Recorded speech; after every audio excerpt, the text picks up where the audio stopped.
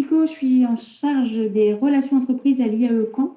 Et donc, on va passer un petit peu de temps ensemble juste pour vous présenter les CV, les lettres de motivation, alors dans les grandes lignes, mais pour que vous puissiez présenter à l'école dans un premier temps, mais aussi aux entreprises quand vous irez chercher un stage ou une alternance, que vous puissiez leur présenter un CV qui tienne la route et puis aussi une lettre de motivation qui tient la route. Donc, je ne vais pas vous faire voir beaucoup de slides, ne vous inquiétez pas, mais juste deux en fait. On va faire quelques chiffres d'abord. Il faut savoir que le CV, il est lu en moins de 30 secondes, d'accord? Et que la lettre de motivation, elle est dans 75% des cas, elle n'est pas lue. Donc, une fois qu'on a ces chiffres-là, il faut se poser les bonnes questions pour que votre CV soit, un, efficace, deux, qu'il soit lisible. Il va falloir que les informations importantes ressortent par rapport au reste. Et puis, il va falloir qu'il soit beau, esthétique. Alors, après, on ne demande pas à tous les étudiants de faire un CV parce que la personne fait de la communication et voilà, elle nous fait quelque chose de très design. Mais il faut quand même qu'il soit un petit côté esthétique de façon à ce qu'on puisse avoir envie de le lire tout simplement.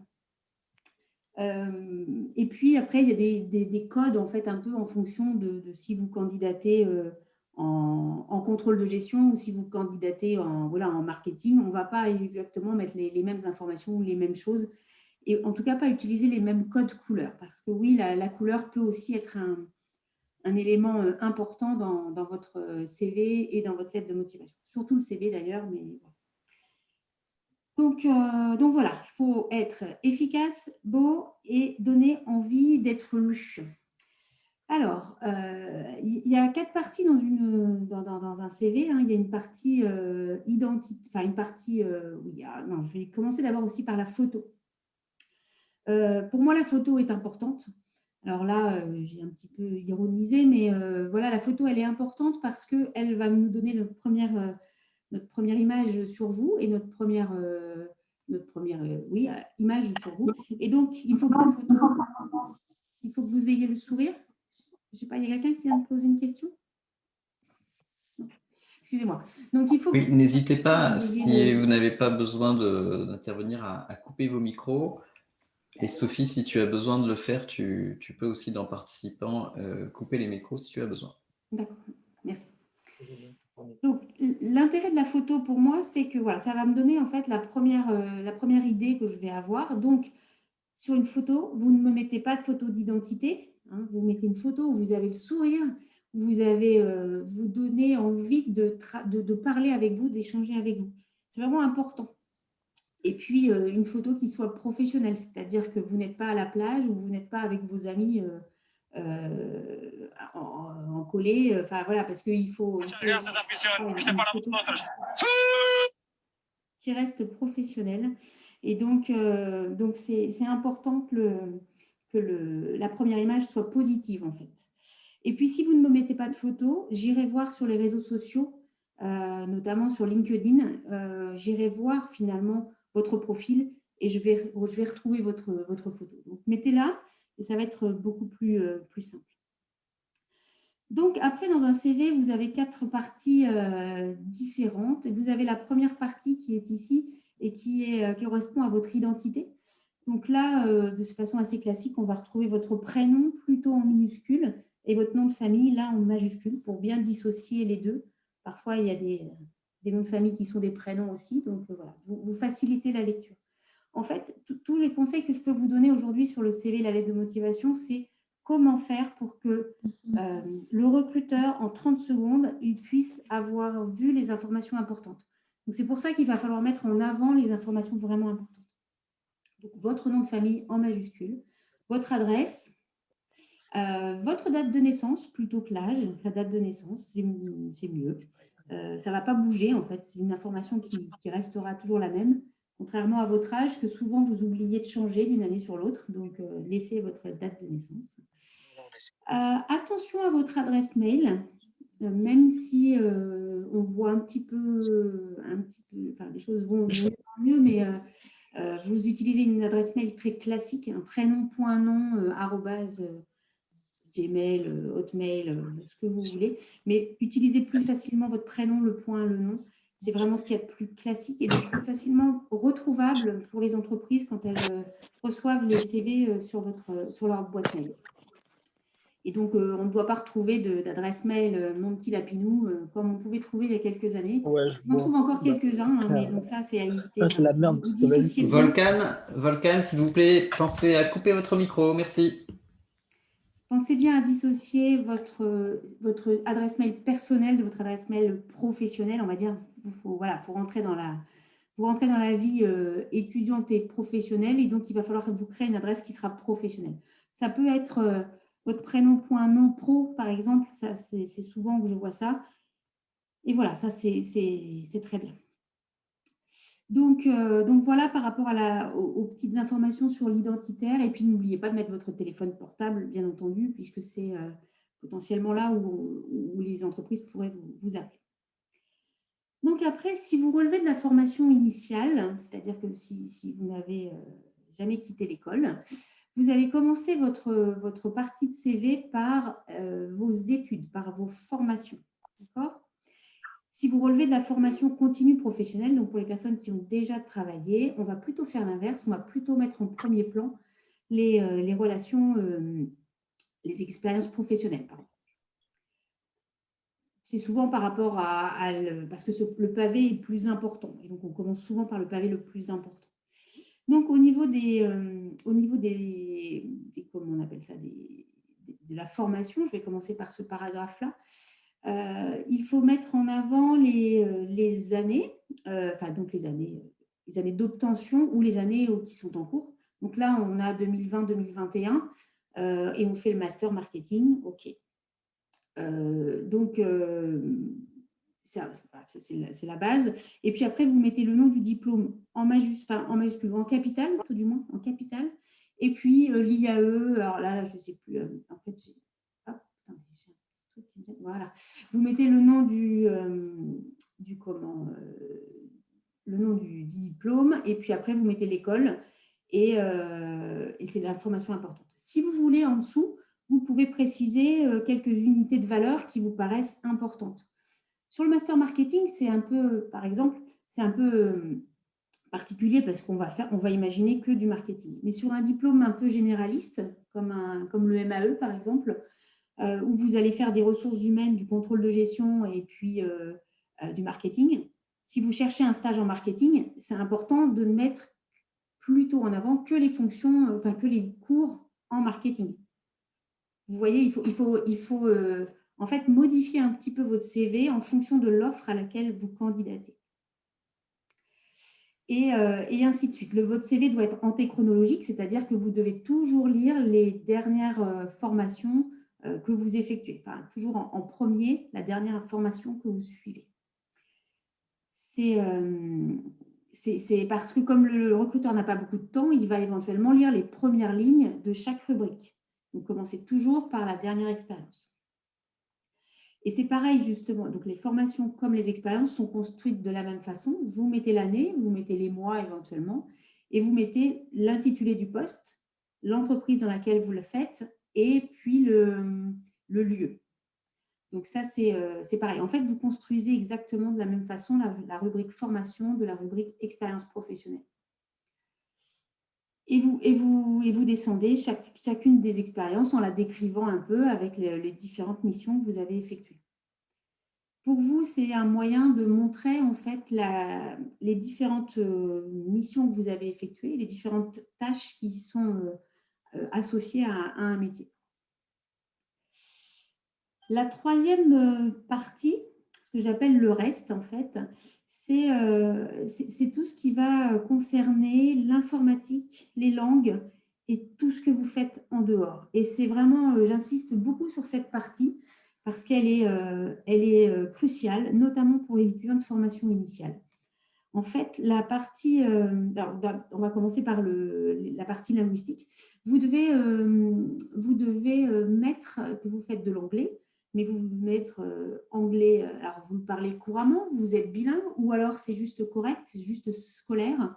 Si vous mettez anglais scolaire, je vois que ce n'est pas votre fort, mais je ne vais pas vous poser de questions. Alors que si vous ne mettez pas que vous faites de l'anglais, là, je vais vous poser la question. Et ça risque de vous mettre en difficulté. Donc, le mieux, c'est de mettre vraiment en avant d'être honnête, surtout, avec votre niveau d'anglais ou d'allemand ou d'espagnol ou ce que vous voulez. Si vous êtes bilingue, si vous êtes ou trilingue ou tout ça, c'est une vraie compétence particulière.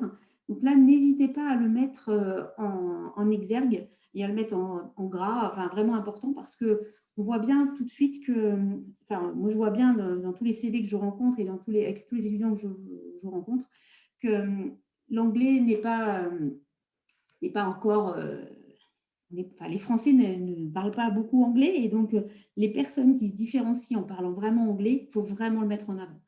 Et donc, c'est important de le mettre, de bien le préciser. Excusez-moi, madame. Ensuite, il y a une partie sur l'informatique qu'il va falloir, là aussi, Sophie, que vous mettiez, Sophie, vous savez traiter Sophie, le Word, Excel, le PowerPoint, enfin, ça c'est assez classique. Mais surtout, Sophie, n'hésitez pas à préciser aussi les logiciels que vous avez utilisés dans le cadre de vos expériences professionnelles. C'est important. Sophie, parce est-ce que tu si nous entends? vous avez géré, par exemple, si vous avez utilisé un logiciel de compta, eh bien peut-être que dans l'autre entreprise dans laquelle vous allez faire un second stage, vous aurez de la compta aussi à faire et vous aurez le même outil. Pour l'entreprise qui vous recrutera, elle se dira, bah, tiens, il connaît déjà l'outil. Donc, c'est important. Et puis, donc, l'autre partie, c'est… tu me poses une question, Jérémy. Jérémy? Oui, tu avais une question de Agathe. Ah, je n'ai pas vu, pardon. Agathe? Bonjour. C'était à l'oral. Je voulais vous. Est-ce que c'est. Enfin, je pense que c'est mieux, mais pouvoir noter notre score TOEIC pour Ah l'anglais, oui, bien sûr. Ouais, Bien sûr, ça si vous quantifie, quoi. avez passé les examens TOEFL, TOEIC, tout ça, vous mettez les scores. Oh, Ok. bien sûr. Excusez-moi. Merci Agathe. Donc, après ces parties linguistiques et informatiques, il y a tout le reste. Et pour moi, le reste, c'est vraiment important parce que j'ai vu des entretiens ne se faire que sur cette partie-là. Donc, j'entends ici tout ce qui est sport, tout ce qui est musique, tout ce qui est théâtre, tout ce qui est bénévolat, tout ce que vous faites finalement en dehors des cours. Et c'est là où de plus en plus les entreprises en fait vont aller vous chercher. Parce qu'effectivement, à diplôme identique, on a été formé, vous êtes formé à peu près sur la même chose, mais par contre, vous avez un vécu et vous avez une histoire qui est différente, et c'est en ça que vous allez vous différencier des autres. Donc, si vous avez 22 ans et que vous avez fait 10 ans de piano, c'est la moitié de votre vie que vous avez passé à travailler sur un instrument de musique où il faut de la patience, où il faut de la répétition.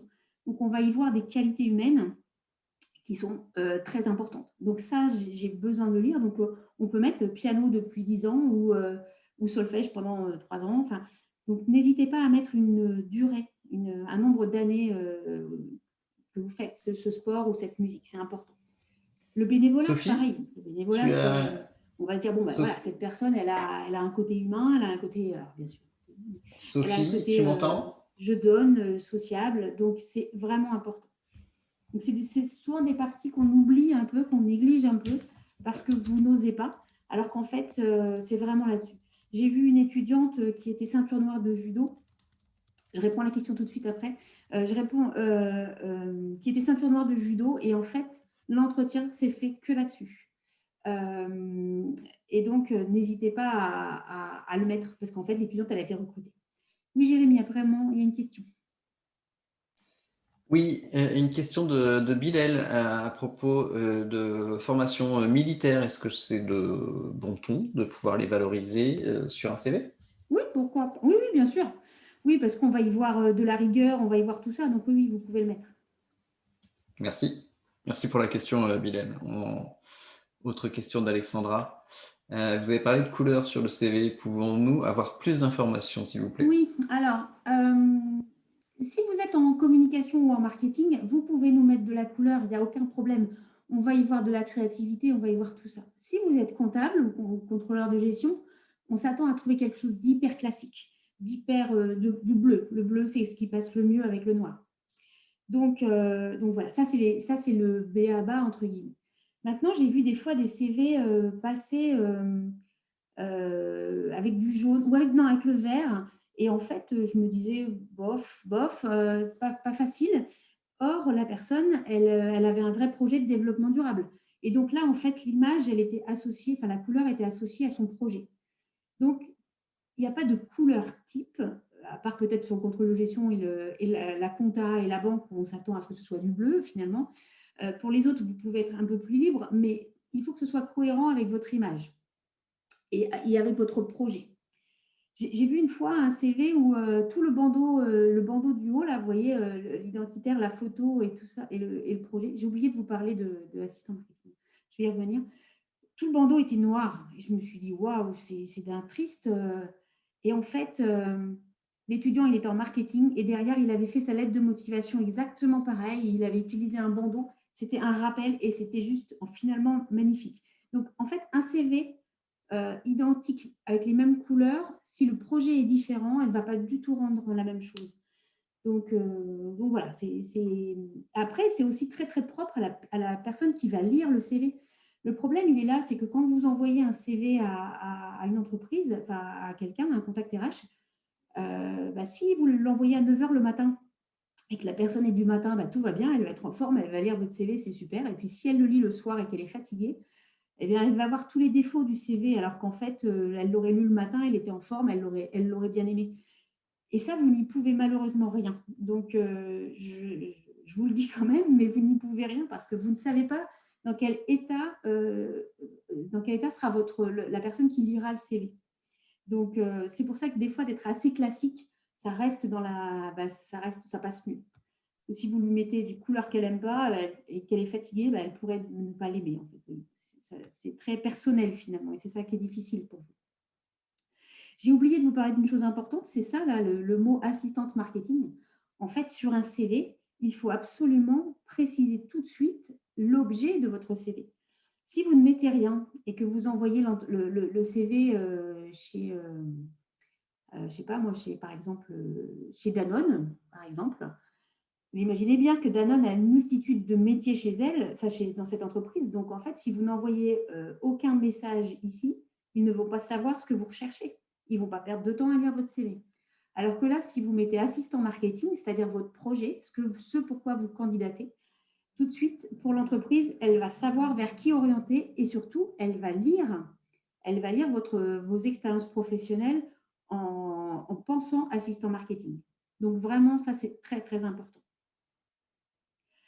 Voilà pour le CV. Je ne sais pas si vous avez des questions encore sur le CV. Je vais peut-être passer rapidement sur la lettre de motivation et puis on pourra échanger encore un petit peu après. Des questions? Non? Donc, je passe sur la lettre de motivation. Donc là, c'est pareil. Je vous ai dit tout à l'heure, 75% des cas, la lettre de motivation n'est pas lue, ce qui est quand même énorme. Donc, il va falloir que la lettre, elle soit là aussi très claire, très lisible. Une quinzaine de lignes, ça suffit. Et il y a 4 parties dans 4 parties différentes, on va dire. Toujours la partie identitaire dans le haut à gauche. Et puis, on va faire une petite introduction de 2-3 lignes, une conclusion de 2-3 lignes, et finalement un développement d'une dizaine de lignes. Donc, il va falloir se vendre en 15 lignes. Et quand je dis se vendre, c'est-à-dire qu'il va falloir montrer à l'entreprise toutes les qualités et toutes les compétences que vous avez. Je ne suis pas tout à fait, je ne suis pas pour les CV où vous commencez à développer 3 lignes sur l'entreprise. L'Oréal, elle sait ce qu'elle vaut, c'est pas la peine de lui dire L'Oréal, vous le valez bien. Ils le savent, ils connaissent leur valeur. Par contre, si vous savez que l'entreprise que vous convoitez, elle va agrandir ses bâtiments, enfin, elle va construire des nouveaux bâtiments parce que l'activité est là. Voilà, étudiant à l'IAE de Caen, je vous propose mes compétences. En effet, dans le cadre de votre agrandissement, je pourrais accompagner vos équipes RH pour le recrutement de vos nouvelles recrues. Là, vous voyez, vous mettez une information qui est vraiment propre à l'entreprise, mais ça ne concerne pas leur valeur, ça concerne leur activité et leur actualité. Et là, ça a une vraie plus-value. Autrement, si c'est pour leur parler des valeurs de l'entreprise et que vous avez juste ouvert le site internet et que, comme tout le monde, en fait, ça n'a pas d'intérêt. Perdez pas de temps dans ce cas-là. Alors, il n'y a pas toujours d'actualité sur les entreprises, hein, mais donc c'est pour ça qu'il vaut mieux ne rien mettre plutôt que de mettre une banalité. Et puis après, donc après, il va falloir y aller, il va falloir se vendre. Et donc, pour se vendre, pour moi, il va falloir me raconter vos expériences professionnelles. Il va falloir ne pas hésiter à... Voilà, dans ce stage, j'étais en équipe et j'ai mené à bien ce projet dans les délais. J'ai travaillé avec un directeur et ensemble, on a monté un projet de A à Z. Il va falloir me raconter vraiment. En fait, il faut vous différencier des autres personnes. Et donc, c'est pour ça il faut travailler en fait cette lettre en prenant des exemples bien précis. Et ce qui fait que deux étudiants du master marketing, par exemple, n'auront pas la même expérience, ils n'auront pas les mêmes stages, ils n'auront pas tout ça. Par contre, si c'est pour parler des études, ça ne sert pas à grand-chose puisque vous avez un peu le même projet. Donc, vous avez les mêmes cours. Donc, il faut vraiment bien penser comment je peux me différencier en racontant les expériences que j'ai eues. Et surtout, quand vous avez un poste, en fait, quand vous candidatez sur un poste d'assistant marketing, la question qu'il faut que vous vous posiez en amont, c'est quelles sont les compétences d'un bon assistant marketing? Donc, vous les listez, hein, vous cherchez un peu l'info et puis vous vous dites, voilà, qu'est-ce qu'il faut comme qualité et comme compétence. Comme par hasard, vous les avez, hein, bien sûr. Et puis voilà, vous allez retrouver finalement dans vos expériences personnelles ou professionnelles, eh bien, vous allez retrouver des exemples où vous avez les mêmes qualités. Et c'est ça qu'il faut me raconter. Si vous n'avez pas travaillé beaucoup encore, parce que vous êtes tout jeune, voilà, ça arrive, hein, n'hésitez pas à me parler du sport que vous faites, où finalement vous êtes obligé de travailler en équipe, ou finalement vous êtes capitaine de l'équipe de foot, donc en fait vous managez une équipe de joueurs. Vous voyez, essayez de raccrocher à votre expérience personnelle ou professionnelle quand c'est possible pour développer votre projet. Et la conclusion, eh bien, il faut être direct aussi. C'est voilà, lors d'un entretien, je vous démontrerai ma motivation à intégrer votre entreprise. Recevez, madame, mes salutations distinguées. En fait, et il faut utiliser des phrases courtes. Sujet, verbe, complément, sujet, verbe, complément. Ne me faites pas des phrases de 4 lignes. Ça perd toute lisibilité. Donc, phrase courte, pas de faute d'orthographe, bien sûr. Et puis la phrase courte, en fait, ça va donner du rythme à votre lettre et c'est ça qui est important. Est-ce que vous voyez des questions? Est-ce que vous avez Merci des questions? Sophie. Pardon. Merci. Effectivement, comme convenu, je te fais signe, puisqu'on approche de la fin de la visio, même si il n'y en a pas de prévu à 12h30, donc on peut déborder un peu si besoin. Je me fais le relais des questions du chat. Oui. On avait une question de Nicolas pour sa candidature à l'IAE. Et donc, il ne candidate pas à un poste dans une entreprise, mais une formation. Oui. Il demande s'il met le nom de la licence en titre. Oui, vous pouvez mettre le nom de la licence dans le haut, bien sûr. Merci Nicolas pour la question. Ensuite, Bilal, vous pouvez partager avec nous un exemple de lettre de motivation. Est-ce que tu en aurais à Non, j'en ai montrer? pas, j'en ai pas là, mais j'en ai pas là. Après, si vous souhaitez, vous m'envoyez un petit message, j'essaierai de vous retrouver une lettre qui est péchue, quoi. Très bien, je t'invite à mettre dans le chat ton adresse email. Chloé nous demande si tu peux bien repréciser la différence entre identité et introduction, s'il te plaît. Alors, l'identité, ça va être Sophie Picot, mon adresse, mon numéro de téléphone, voilà, ça va être juste ça. Alors que l'introduction, ça va être juste voilà, je suis étudiant en master marketing et je vous propose mes compétences. Très bien, Chloé, est-ce que ça répond à votre question? Du coup, bonjour. Du coup, Bonjour. c'est marqué 4 parties, mais l'identité, elle n'est pas dans un paragraphe, on la met en haut à gauche. J'ai pas entendu. Je suis désolée, je n'ai pas entendu la question. L'identité, on ne la met pas dans un paragraphe, elle est en haut à gauche, par exemple. Oui, elle est plutôt en haut à gauche. Parfois, ça arrive qu'elle soit en haut à droite. Le tout, enfin, ça, c'est pas grave. Il n'y a pas de, enfin, sur un CV en tout cas, hein, c'est pas, sur la lettre de motivation, elle est toujours en haut à gauche. Mais sur le CV, elle peut être à droite. Peu importe. Ça dépend comment est fait votre CV. Par contre, la photo, elle est importante par rapport à l'endroit où vous mettez votre identité, justement. C'est-à-dire que votre photo, alors je ne sais pas si vous allez voir mes épaules, mais si votre photo, si votre CV est à votre... oh là, je vais avoir du mal entre la gauche et la droite.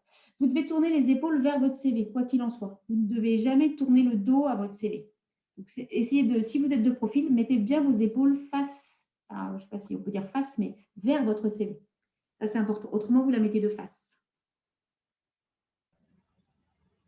D'autres questions? Avant de, enfin, s'il n'y a pas d'autres questions, juste un point encore, je voulais vous dire, profitez des années, enfin, je ne sais pas en quoi vous êtes, mais si vous arrivez chez nous, profitez de cette année pour travailler votre profil LinkedIn.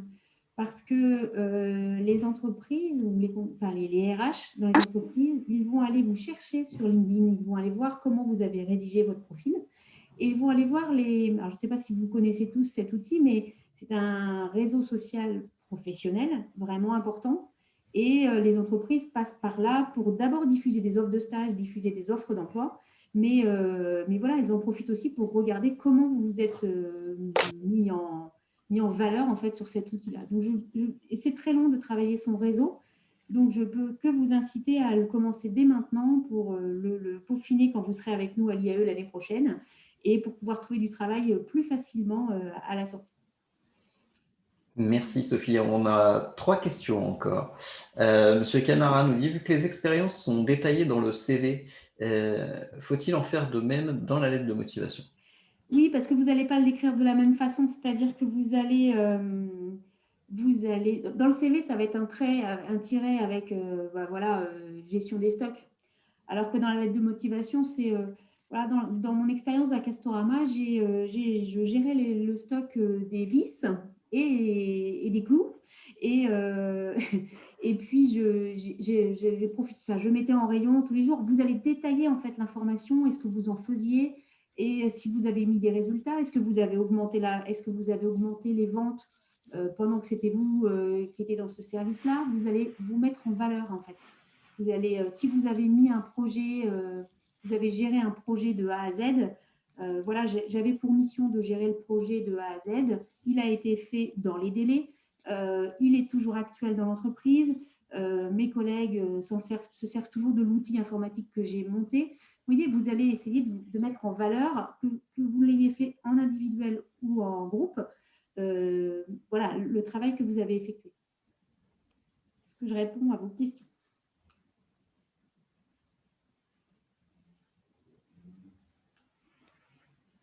Pas de réponse, bonne réponse, on va dire ça.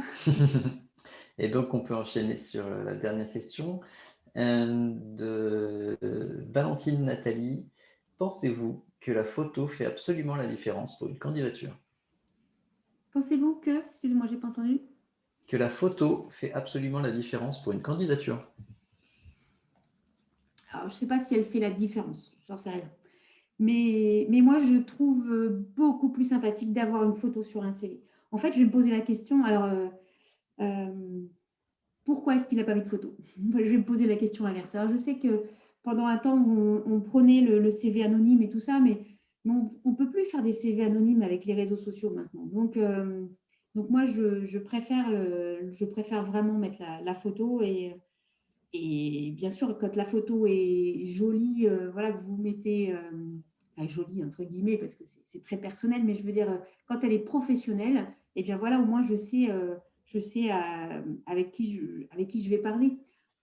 Parce que je ne crois pas malheureusement que quand on parle d'élite faciès, parce que c'est un peu ça la question derrière, vous savez, si on ne met pas de photos et que vous n'êtes pas sur les réseaux sociaux et que je vous demande de venir à un entretien et que finalement, et que je vous vois et que je n'ai pas envie de vous voir parce que c'est ça le but, enfin pas le but, mais je vois bien la question, je vais toujours trouver un autre candidat qui sera meilleur que vous. Donc pour moi, c'est pas pour moi, c'est juste reporter le problème. Donc non, je veux croire qu'il faut mettre sa photo et qu'un jour, ça s'arrêtera, ces délits. Question de Justine. Bonjour, faut-il présenter ses expériences, job d'été notamment, dans la lettre de motivation s'il n'y a pas de rapport vis-à-vis du domaine de l'alternance où on postule? Alors, oui, si ça peut vous apporter quelque chose. Vous candidatez en marketing, d'accord, mais vous n'avez jamais travaillé en marketing. Par contre, vous avez travaillé en job d'été, je ne sais pas, vous avez été animateur avec des enfants. Eh bien, il y a quand même des choses qu'on peut mettre en commun, c'est-à-dire que vous avez travaillé en équipe automatiquement. Or, pour travailler en marketing, vous êtes souvent en équipe parce qu'on n'est pas tout seul sur le montage d'un projet. Donc, il faut essayer de trouver dans vos expériences professionnelles les différentes qualités communes et compétences qui peuvent être transférables, en fait. Que vous n'ayez jamais travaillé en marketing, c'est souvent votre cas et c'est normal. Enfin, c'est normal, oui, c'est normal.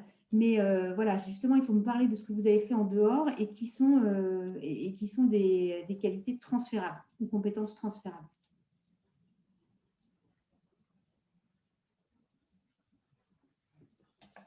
Ça a répondu à votre question? Oui, ok, merci Justine.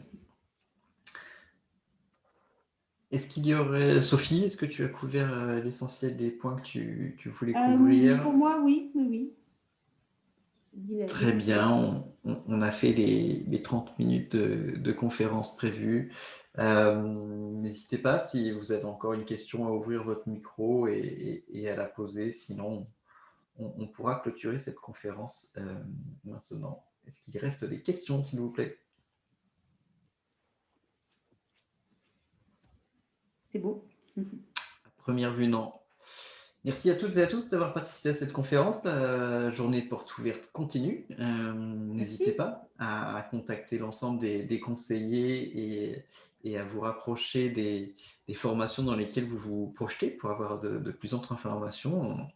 On est tous connectés aujourd'hui pour vous accompagner.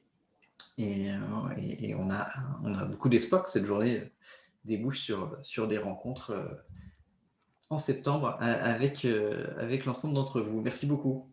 Merci, à bientôt. Au revoir.